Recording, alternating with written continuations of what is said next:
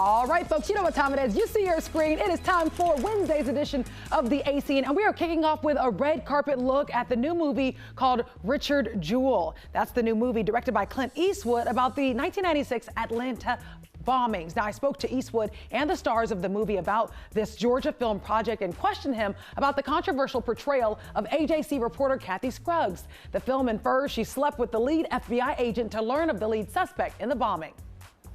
Why did you choose this film to direct? Well, because I liked the story. I thought it was an American tragedy that should be rectified or should be told. You played Richard Jewell. How much research? I did my homework for sure. I got the voice down, I got the look down with the help of the hair and makeup team, and hopefully I got the spirit of Richard Jewell down. What was most memorable for you filming this year? We tried to do everything as authentic as possible. We even went back to the apartment building where Bobby Jewell and Richard Jewell lived. The park people were so great about giving us permission to use the park and rebuild the stage the way it was then. Working with Clint, you may, the lines of this scene may be done, but he leaves it open.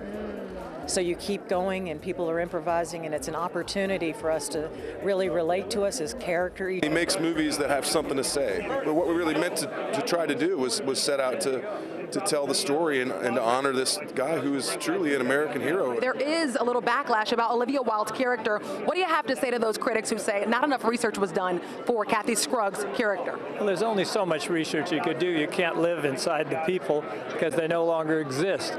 But we know as much as anybody knows.